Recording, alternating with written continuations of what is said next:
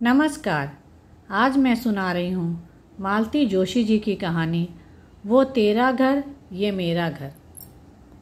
आज खाने की मेज पर अरसे बाद पिंकी चहक रही थी। पीएमटी की परीक्षा सानंद संपन्न हो जाने से वातावरण हल्का हो गया था। इतने दिनों तक एक तनाव सा व्याप्त था, घर पर भी और बच्चों के मन पर भी। प्रसन्ना का सेकंड सेमेस्टर परसों ही समाप्त हुआ। आज पिंकी भी फ्री हो गई थी। अब रिजल्ट की चिंता कुछ दिनों के लिए मुलतवी रखकर आज़ादी का जश्न मनाया जा सकता था। खाने की मेज पर उसी की प्लानिंग चल रही थी। तरह तरह के सुझाव और तरह तरह की फरमाइशें। मिस्टर प्रसाद ने बच्चों के उत्साह पर ब्रेक लगाते हुए कहा, तुम लोग शायद भूल रहे हो कि पापा के ऑफिस में समर वेकेशन जैसी कोई चीज़ नहीं होती, तो आप आराम से घर में रहिए। बच्चों की माँ ने तुनक कर कहा, लेकिन मैं 10-15 दिनों के लिए कहीं ज़रूर जाऊंगी।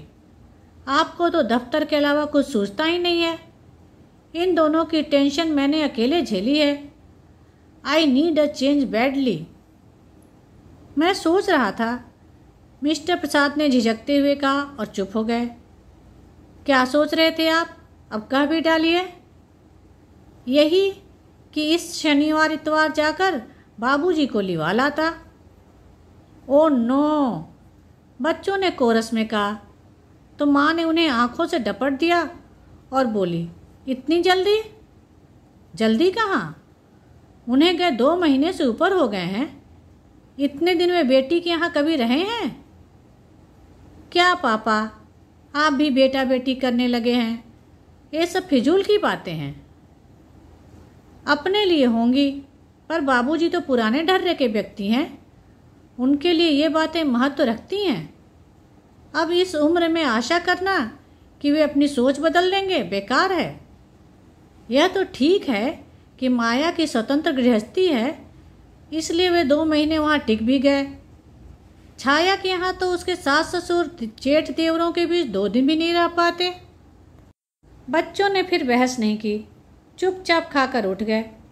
पत्नी ने टेबल समेटते हुए पूछा, सुनिए, क्या इसी हफ्ते जाना जरूरी है? वे प्रश्नार्थक नज़रों से पत्नी को देखते रहे। नहीं, मैं सोच रही थी बच्चे थोड़ा रिलैक्स कर लेते। अभी अभी तो बेचारे फ्री हुए हैं। बच्चों को रिलैक्स होने के लिए कौन मना कर रहा है? आप समझते नहीं हैं। बड़े बुजुर्ग घर में होते हैं तो थोड़ा बंधन तो हो ही जाता है। बच्चों के हंसने बोलने पर, खाने पीने पर बंदिश लगी जाती है। तो तुम चाहती हो कि मैं बाबूजी को वहीं रहने दूं? उनका स्वर थोड़ा तल्ख था। पत्नी ने नरमाई से कहा, नहीं, मेरा मतलब था 8-10 दिन और सही। फिर तो हम ही को। वो तय नहीं कर पाई कि झेलना कहें कि भुगतना कहें। पति की नाराज़गी के डर से उसने वाक्य अधूरा ही छोड़ दिया। कई बार अनकहे शब्द भी बहुत कुछ कह जाते हैं। मिस्टर प्रसाद भी उन अनकहे शब्दों को भली भांति पढ़ गए। उन्हें भी तृष्णा और खीज हो आई। अपने आप को वे पहली बार इतना निरुपाय अनुभव कर रहे थे। कितनी हसरत से, कितनी उमंग से वे बाबूजी को यहाँ लाए थे। यूँ तो माँ की मृत्यु के बाद ही उन्हें लाने का मन था, पर साल भर तक बाबूजी वहाँ से हिलने के लिए राजी नहीं हुए। प्रसाद ही दौड़ दौड़ कर वहाँ जाते रहे, बाबूजी की खोज खबर लेते रहे। हर बार बाबूजी पहले से ज़्यादा थके हुए, टूटे हुए नजर आए। यह स्वाभाविक भी था। 40-45 साल का साथ एकाएक छूट जाता है तो आदमी टूट ही जाता है। फिर बाबूजी के मित्र भी कहने लगे, बेटा, अब अपने पिता को अपने पास ही रखो। बुढ़ापे का शरीर है, देखभाल की जरूरत पड़ती है। माँ की बरसी के बाद बाबूजी की एक नहीं सुनी गई। जिद करके वे लोग उन्हें अपने साथ भोपाल ले आए। बेटे के साथ साथ बहू और बच्चों ने भी बहुत मनुहार की थी, तभी वे राजी हुए थे। पर बहुत जल्दी ही एहसास होने लगा कि स्वागत का यह भाव धीरे धीरे तिरोहित होने लगा है। यूँ तो बाबूजी बहुत शांत प्रकृति के जीव हैं। उनकी ज़रूरतें भी बहुत थोड़ी सी हैं। इधर उधर दखल अंदाजी करने की आदत भी नहीं है। फिर भी वे हाड़ मांस के जीव तो हैं, घर में उनकी उपस्थिति महसूस की ही जाती है। सबसे बड़ी समस्या थी सोने की। इसके पहले बाबूजी जब भी आए माँ साथ में होती थी। वे दोनों एक दूसरे का ख्याल रख लेते थे। 8-10 दिन की ही बात होती थी, कुछ न कुछ व्यवस्था हो ही जाती थी। थोड़ी सी असुविधा भी तब नहीं अखरती थी। बच्चे छोटे थे तो दादा दादी के साथ खुशी से एडजस्ट भी हो जाते थे, बल्कि तब तो दोनों में होड़ लगा करती थी कि कौन किसके पास सोएगा। पर अब स्थितियां बदल गई थी। बच्चे बड़े हो गए थे, दोनों के पास अपने स्वतंत्र कमरे थे। तीसरा प्रसाद दंपति का था। कुछ दिन पिंकी माँ के पास सोई और प्रसाद जी पिता के साथ उनके कमरे में सोए। पर यह व्यवस्था स्थायी तो नहीं हो सकती थी, तो जवान होती बिटिया के कमरे में बाबूजी का सोना भी अच्छा नहीं लगता था। फिर उन्हें प्रसन्ना के कमरे में सुलाया गया। वहाँ भी घोर असुविधा थी। उसे देर रात तक जाकर पढ़ने की आदत थी। उसका स्टूडियो भी हरदम बजता रहता था। दीवार पर कई ऐसे पोस्टर थे जिन्हें बाबूजी की नज़रों से बचाना जरूरी था। अंततः बाबूजी की व्यवस्था हॉल में की गई। 3 बेडरूम वाले घर में भी बाबूजी के लिए निरापद बस यही स्थान था। वे दीवान पर आराम से सो जाते थे, पर उनके साथ उनका पानी, दवाइयाँ, टोपी, मफलर, टॉर्च, जूते, चश्मा सभी रखे रहते थे। सुबह नौकर के आने तक बाहर का कमरा बाहर वालों के बैठने के योग्य नहीं होता था। सबसे बड़ी समस्या थी टॉयलेट की। बुढ़ापे के कारण रात में कई बार उठना पड़ता था, सो पप्पू के कमरे का ही आश्रय लेना पड़ता था। सुबह उन्हें जल्दी उठने की आदत थी। रात भर का जागा हुआ प्रसन्ना सुबह सुबह उनके मुख प्रक्षालन से खींच उठता था। एक स्थिति यह आई कि बाबूजी बच्चों के लिए अझेल हो गए। यह अझेल शब्द भी बच्चों का ही गढ़ा हुआ था, जो प्रसाद जी को बहुत चुभा था। फिर उन्होंने छोटी बहन को चुपचाप पत्र लिखा कि कुछ दिनों के लिए बाबूजी को ले जाए। बच्चों की परीक्षा के बाद वे उन्हें खुद लिवा लाएंगे। अब परीक्षाएं भी समाप्त हो गई हैं, पर लगता है घर अभी भी मानसिक रूप से बाबूजी के पुनरागमन के लिए तैयार नहीं है। मिसेज प्रसाद देर रात तक टीवी देखती थीं, सुबह देर से उठती थीं, 12 बजे तक नहाती थीं। हफ्ते में 2 दिन उनकी मालिश वाली आती थी। हर 15वें दिन मेहंदी वाली आती थी। हर तीसरे दिन उनकी किटी पार्टी होती थी। बाबूजी के रहते ये सारे काम सहजता से नहीं हो पाते थे। पिंकी को सहेलियों के साथ बाहर घूमने का शौक था। हर तीसरे दिन वे लोग पिक्चर जाती थी। प्रसन्ना का तो कोई टाइम टेबल ही नहीं था। दोस्तों का जमघट हमेशा उसे घेरे रहता था। बाबूजी के रहते ये गतिविधियां भी थोड़ी धीमी हो जाती थी। फिर सारे परिवार को बाहर खाने का शौक था। बाबूजी साथ जाते नहीं थे। उनके लिए घर का पूरा सरंजाम करके जाना पड़ता था। बाहर जाने का सारा मजा ही किरकिरा हो जाता था। प्रसाद जी घर वालों को न समझते हो ऐसा नहीं था, पर उस कारण बाबूजी को हमेशा के लिए माया के यहाँ तो नहीं छोड़ा जा सकता ना।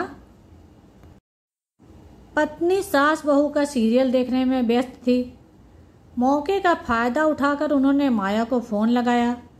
वे हर 10-15 दिन बाद फ़ोन करके बाबूजी की कुशल क्षेम पूछ लेते थे, पर उन्होंने बाबूजी से बात कभी नहीं की। उन्हें डर लगा रहता कि कहीं उन्होंने आने की जिद पकड़ ली तो वे मना नहीं कर पाएंगे।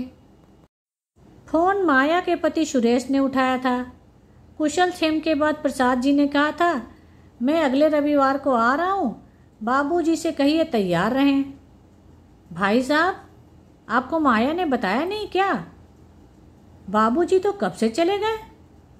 चले गए? कहाँ? उन्हें लगा कि आवाज़ कुछ ज़्यादा ही ऊंची हो गई है। उन्होंने चोर नज़रों से पत्नी की ओर देखा। वह सीरियल में खोई हुई थी। उन्होंने अपनी आवाज़ तथा शक्ति धीमी करते हुए कहा, कहाँ चले गए? अपने घर जौरा। मैं खुद ही तो छोड़ आया था। हाँ, शायद बाबूजी ने मना किया था, इसीलिए माया ने आपको बताया नहीं होगा। वे कुछ देर के लिए स्तब्ध रह गए। आप परेशान न हो भाई साहब, ये लोग पुराने हैं ना, दूसरी जगह एडजस्ट नहीं हो पाते। उन्हें अपना घर ही अच्छा लगता है। उस रात वे जरा भी नहीं सो सके। पता नहीं कैसे कैसे विचार आते रहे। मुश्किल तो यही थी कि वे अपनी परेशानी पत्नी के साथ भी शेयर नहीं कर सकते थे। वह फौरन कह देती, हमने तो 6 महीने झेल भी लिया, पर आपकी बहन तो जरा से में उकता गई। दूसरे दिन उन्होंने माया को दफ्तर से ही फ़ोन लगाया। जानते थे उस समय सुरेश भी घर पर नहीं होंगे। उनके उलाहनों के उत्तर में माया ने कहा, भाई साहब, आप कुछ मेरी मजबूरी का भी अंदाज़ा लगाइए। वे तो 8वें दिन से जाने की रट लगाए बैठे थे। बड़ी मुश्किल से मैंने उन्हें 15 दिन रोका, फिर वे तो अकेले ही चल पड़े। बोले, भोपाल कौन सा दूर है, यहाँ तो बस में बिठा दो, मैं वहाँ फ़ोन कर दो, कोई न कोई उतार लेगा। मैंने बहुत मना किया, पर जब बिल्कुल ही जिद पर आ गए तो उन्हें असली बात बतानी ही पड़ी। क्या? यही कि बच्चों की परीक्षा होने तक आपको यहीं रहना है। तब तो शायद तुमने यह भी बता दिया होगा कि मैंने ही तुमसे कहा था कि उन्हें ले जाओ। भाई साहब, यह तो मैं कभी बताती नहीं, पर उन्होंने खुद ही अंदाज़ा लगा लिया। उसके बाद तो वे पल भर भी यहाँ रुकने को राजी नहीं हुए। बोले, ईश्वर की कृपा से अभी मेरा घर सलामत है, मुझे वहीं पहुँचा दो। फिर ये खुद जाकर छोड़ आए थे, जरूरी व्यवस्थाएं भी कराए थे। इसके बाद कहने को कुछ था ही नहीं।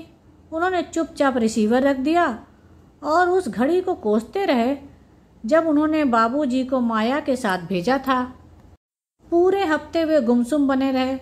फिर एक शाम मालवा एक्सप्रेस से वे चल ही पड़े। मुंह अंधेरे मुरैना पहुँचे। वहीं से जो पहली बस मिली उससे जौरा के लिए चल पड़े। उन्होंने सोचा था कि इतनी सुबह घर खुलवाने में दिक्कत होगी। भूल ही गए थे कि गांव कस्बों की सुबह ज़रा जल्दी होती है। घर पहुंचकर देखा सामने वाले आंगन में चारपाइयाँ बिछी हुई हैं और बाबूजी की मित्र मंडली चर्चा में मशगूल है। उन्होंने जाते ही सबके पांव छुए, आशीर्वाद पाया। फिर वे सबके सब उठ के खड़े हुए। पंडित जी, अब आप बेटे की खातिर कीजिए, हम लोग चलते हैं। अरे आप लोग बैठिए ना, मैं कोई मेहमान हूँ? यह तो मेरा घर है, आप लोग इत्मीनान से बैठें। इस आग्रह में शिष्टाचार तो खैर था ही, एक उद्देश्य यह भी था कि उतनी देर तक बाबूजी के सामने अकेले पड़ने से बचे रहेंगे। पर बाबूजी के दोस्त रुके नहीं। उन्हें विदा करके बाप बेटे दोनों भीतर आए। बाबूजी ने कहा, तुम हाथ मुंह धो लो, तब तक मैं चाय चढ़ाता हूँ। बाथरूम का दरवाज़ा खोला तो चकित रह गए। बाबूजी, ये कमोड कब लगवाया? अभी अभी तो लगवाया है। सोचा तुम लोग आते हो तो तुम्हें परेशानी तो होती होगी, मुझे भी बुढ़ापे में आरामदायक लगता है। उस पुराने घर में वह नया नकोर बाथरूम टाट में रेशम का पैबंद सा लग रहा था। फ्रेश होकर बाहर आए तो देखा चौके में एक छोटी सी मेज पर चाय लग गई थी, साथ में बिस्कुट भी थे। यह मेज भी नहीं लग रही है। हाँ, अब पटरे पर बैठकर खाना खाया नहीं जाता। तुम्हारी माँ याद आती है। वैसे भी पटरे पर बैठकर खाने का मज़ा तो तब है जब पास बैठकर कोई बात करे, गरम गरम फुलके उतार कर मनुहार के साथ परोसे। जब अपने से लेकर खाना है तो मेज ही ठीक है।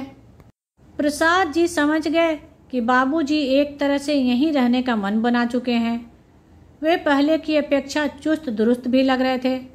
शायद माँ की आकस्मिक मृत्यु के दुख से वे उबर चुके हैं। अपने मन की बात कहने के लिए वे उपयुक्त शब्द खोज रहे थे। तभी कृष्णा ने आकर उनके पैर छुए। कैसे हो कृष्णा? बस बाबूजी की कृपा है, उसने गदगद भाव से कहा।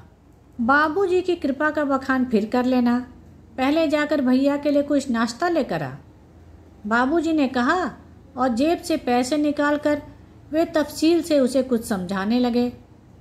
प्रसाद जी ने कहना चाहा कि बाबूजी, आजकल मैं यह सब नहीं खाता हूँ। उन्होंने खुद उठकर कृष्णा को पैसे देने चाहे, पर हिम्मत ही नहीं पड़ी। उन्होंने अनुभव किया कि बाबूजी अपने पुराने फॉर्म में लौट आए हैं। यह भी कि बाबूजी का घर है, यहाँ उनका आदेश ही चलता है। उसने सोचा नाश्ता आने से पहले नहा लिया जाए। नहाने के बाद आंगन में बंधी रस्सी पर तौलिया फैलाते हुए उसने देखा कि एक महिला ने उन्हें देखते ही लंबा सा घूंघट खींच लिया है। बाबूजी, आंगन में कौन है? किसना की बहू होगी। वे लोग अब यहीं रहने लगे हैं ना? क्या मतलब? पीछे गाय वाली कोठरी खाली पड़ी थी ना, उसे ठीक ठाक करके दे दी है। बहू भी गांव में पड़ी थी, उसे भी ले आया है। वह मेरे लिए 2 रोटियां डाल देती है, चौका बासन झाड़ू बुहारू कर देती है। किसना मेरी धोती खींच देता है, सौदा सुलभ ला देता है, काम भी हो जाता है और साथ भी तुम लोगों को भी फिक्र नहीं रहेगी कि बाबूजी अकेले पड़े हैं। लेकिन आपको यहाँ अकेले रहने कौन देगा? मैं तो आपको ले जाने के लिए आया हूँ। मुझे लाने ले जाने की ज़रूरत नहीं है बेटा, मेरी जब मर्जी होगी चलाऊँगा। जब तक मेरे हाथ पाँव चल रहे हैं मुझे यहीं रहने दो। यहाँ मेरे दोस्त अहबाब हैं, नाते रिश्तेदार हैं, पास पड़ोस हैं। दरवाजे पर खड़ा भी हो जाता हूँ तो 10 लोग जय राम जी की करते निकल जाते हैं। वहाँ तो समय काटे नहीं कटता, दिन भर छत की किस्से। तुम सब लोग अपने अपने काम में मशरूफ़ रहते हो। अब इस उम्र में मुझसे ज़्यादा पढ़ना लिखना भी नहीं होता। बाबूजी की बात एकदम सही थी। उसका कोई तर्क संगत उत्तर प्रसाद जी सोच रहे थे कि बाबूजी ने कहा, एक बात और है बेटा, तुम्हारी माँ तो रही नहीं, पर जब तक मैं हूँ तब तक तो लड़कियों का पीहर बना रहे। कभी उनका मन हुआ तो आने को एक घर तो हो। क्या वे लोग मेरे घर नहीं आ सकती? उन्होंने कहना चाहा, पर अपनी बात का खोखलापन खुद ही उनकी जबान पर ताला लगा गया। उन्हें याद आया कि जब जब बहनों को बुलाना चाहा, घर में समस्याओं का एक अंबार उठ खड़ा हुआ। बाबूजी अपनी रौ में कहे जा रहे थे, माँ के पीछे बेचारी जब भी आई हैं खुद ही खटती रही हैं। अब यह किसना की बहू आ गई है तो थोड़ा हाथ बटा देगी, कुछ तो सहारा हो जाएगा। प्रसाद जी ने विषयांतर करते हुए कहा, बाबूजी, आपने इस छोकरे को जगह तो दे दी है, बाद में कहीं लफड़ा ना हो जाए। कैसा लफड़ा? बाद में अगर इसने जगह खाली करने से इनकार कर दिया तो? बाद में मतलब? प्रसाद जी शर्म से गड़ ही गए। अपनी व्यग्रता में उन्हें याद ही नहीं रहा कि वे क्या कह रहे हैं। बाबूजी ने लेकिन इसे बड़े सहज भाव से लिया। बोले, उसकी चिंता अभी से क्यों? बाद में तो किसी को यहाँ रहना नहीं है, मकान तो बेचना ही है। जो भी खरीदेगा वही किसना से भी निपट लेगा। अपनी शर्म से वे अब तक नहीं उबर पाए थे और बाबूजी ने जैसे स्पष्ट ही उस ओर संकेत कर दिया। इसलिए अपनी सफाई सी देते हुए प्रसाद जी बोले, बाबूजी, घर बेचने की बात तो मेरे मन में कभी उठी ही नहीं। मैं अभी की बात नहीं कर रहा हूँ बेटे, अभी मेरे रहते तो कोई सवाल ही नहीं उठता। मेरे लिए यह सिर्फ ईंट गारे की इमारत नहीं है, मेरा मानसिक संबल है यह। पर मेरे पीछे तो इसे निकालना ही पड़ेगा, रख कर करोगे भी क्या? प्रस्ताव तो अभी से आ रहे हैं। भोपाल जाने से पहले तो इतनी अच्छी ऑफर आई थी कि क्या बताऊं। बड़ी मुश्किल से अपने को रोक पाया। ये तो कहो कि ईश्वर ने सद्बुद्धि दे दी थी, नहीं तो मेरी तो फजीहत ही थी। अंतिम बात कहते कहते बाबूजी का स्वर भर्रा गया था। इतनी देर से प्रसाद जी के मन में जो बात खटक रही थी उसे कहने का भी यही मौका था। उन्होंने बिना किसी भूमिका के ही कह डाला, बाबूजी, आप माया के यहाँ से उस पर जिद करके चले आए, यह अच्छा नहीं किया। जानते हैं, मैंने अब तक यह बात आपकी बहू को भी नहीं बताई है। वह तो यही सोचेगी ना कि माया अपने बाबूजी को महीना भर भी नहीं रख सकी। यह तुमने बहुत अच्छा किया, बहन को कटघरे में खड़ा होने से बचा लिया। और अब तुमने बात उठाई है तो मुझे भी तुमसे कहना था, उस लड़की को इस प्रपंच में क्यों डाला। वह तो चलो बात तुम भाई बहनों के बीच ही रह गई, पर कल को अगर जमाई बाबू को मुझसे परेशानी होती, वे मुझसे ऊब जाते और माया से कहते तो सोचो क्या होता। मुझे तो कहीं मुंह छुपाने की जगह नहीं मिलती। ऐसी नौबत आने से पहले ही वहाँ से चल देना अक्लमंदी थी, इसीलिए चला आया। पर आप यहाँ क्यों आ गए? सीधे भोपाल आ जाना था ना? प्रसाद जी ने कहना चाहा, पर उनकी आवाज़ गले में फंस कर रह गई। बाबूजी जैसे उनकी बात समझ गए।